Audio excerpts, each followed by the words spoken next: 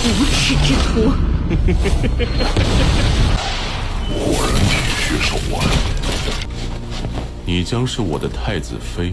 वो युहाओं ने भेड़ियों के एक पूरे झुंड के साथ जमकर लड़ाई की और अंततः उनके नेता सिल्वर वुल्फ किंग से चौथी अंगूठी प्राप्त की। सभी शत्रुओं से लोहा लेते हुए वो युहाओं ने इस प्रकार अपने साथियों जूजी और केके को बचाया। कुल मिलाकर वो युहाओं को वास्तव में यह टकराव और लड़ाई पसंद आई। इस बार वह आइस एम्प्रेस या रेशम कीट के समर्थन के बिना कामयाब रहे। हमें केवल अपनी ताकत पर भरोसा करना सीखना चाहिए। सिल्वर वुल्फ किंग को तोड़ना कठिन साबित हुआ। उसने हुओ युहाओं के 2 शक्तिशाली हमलों का सामना किया और यहाँ तक कि अपने नकल कौशल को तोड़ने में भी कामयाब रहा। वे वो युहाओं के भ्रम को मानसिक रूप से तोड़ दिया। यह अकारण नहीं है कि यह कहा जाता है कि सिल्वर वुल्फ किंग शीर्ष स्तर के स्वामी का विरोध करने में सक्षम है। बेशक मूल की तुलना में कथानक में काफी बदलाव किया गया है। मूल स्रोत के अनुसार वो युहाओं ने सबसे पहले वुल्फ किंग को हराया और उसकी अंगूठी को अपने कब्जे में ले लिया, जिसमें कुछ दिन लगे। फिर पहले से ही 42वीं रैंक होने पर उसने ऑरेंज और केके की तलाश शुरू कर दी। उन्हें खोजने पर उन्होंने पाया कि रोवर में उनके साथी छात्र शेष भेड़ियों के उग्र हमले का सामना कर रहे थे। केके को यह एहसास हुआ कि वह मरने वाली है।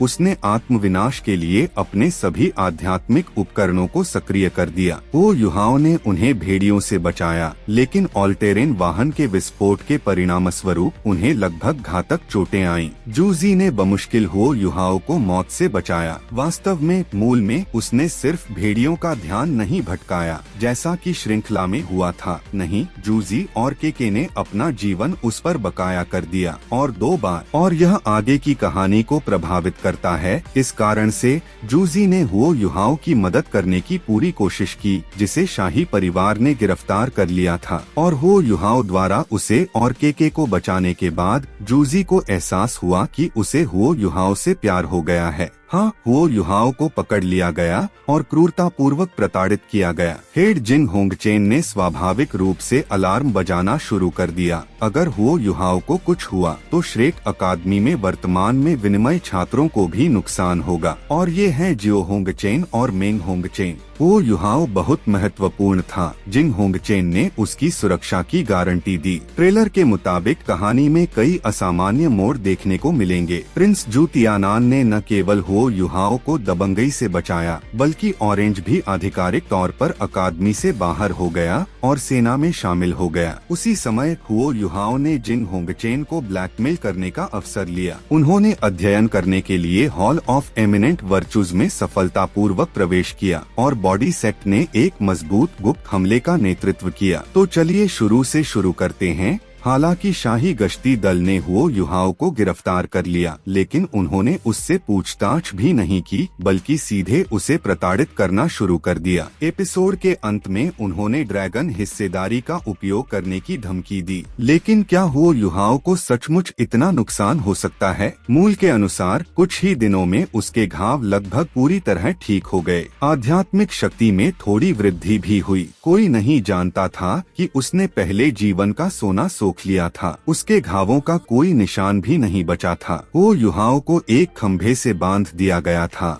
और अचानक पीछे से एक छोटा चाकू आया और उसकी पीठ में वार कर दिया, जिसके बाद हुओ युहाओं से खून बहने लगा और दर्द असहनीय हो गया। इसे देखकर कोई भी सोच सकता है कि यह हुओ युहाओं का अंत है। हालांकि वास्तव में उसने सभी को मूर्ख बनाया और उसने जानबूझकर ऐसा किया। हुओ युहाओं ने जानबूझकर इस चाकू से उसे चोट पहुंचाने की इजाजत दी, क्योंकि उसे लगा कि जिंग होंगचेन उसे बचाने आ रहा था। जब जिंग होंगचेन ने हुओ युहाओं को गंभीर रूप से घायल देखा तो वह क्रोधित हो गया और उसने तुरंत शाही रक्षक को सबक सिखाया। आखिरकार हुओ युहाओं का व्यक्तित्व असामान्य था। यदि उसे चोट लगती है तो यह अज्ञात है कि जियो होंगचेन और मेंग होंगचेन श्रेक अकादमी से सुरक्षित वापस लौट पाएंगे या नहीं। हुओ युहाओं ने मौके का फायदा उठाया और नाटक किया। जिंग होंगचेन के पास गुप्त प्रौद्योगिकियों का अध्ययन करने के लिए हुओ युहाओं को प्रतिष्ठित गुणों के हॉल में प्रवेश करने की अनुमति देने के अलावा कोई विकल्प नहीं था। आखिरकार सन मून साम्राज्य में सबसे उन्नत उपकरण तकनीक इंपीरियल अकादमी में नहीं है।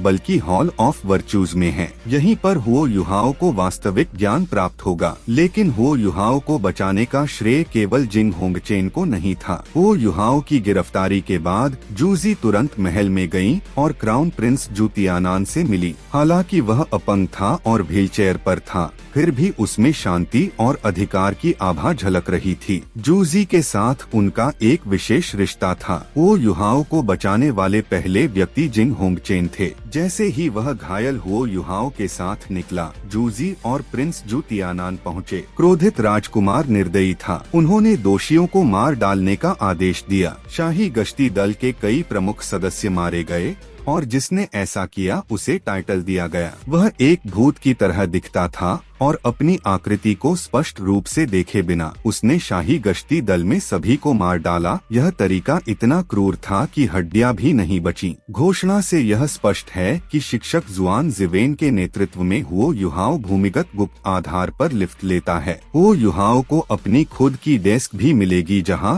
वह तंत्र प्रौद्योगिकी का अध्ययन कर सकता है। समय तेजी से बीत गया और कुछ महीनों बाद एक शक्तिशाली विस्फोट हुआ जिसने बॉडी संप्रदाय के हमले का संकेत दिया। यह एक रोमांचक मुकाबला होगा। साथ ही जैसा कि हमने पहले ही कहा, जूजी ने इंपीरियल अकादमी छोड़ दी। उसने हुओ युहाओ को अलविदा कह दिया और युद्ध शुरू होने तक वह काफी समय तक दिखाई नहीं देगी। देखने के लिए आपका बहुत बहुत धन्यवाद। आपको हुओ युहाओ की यह लड़ाई कैसी लगी कमेंट में लिखें। चैनल को सब्सक्राइब करें और सभी को अलविदा।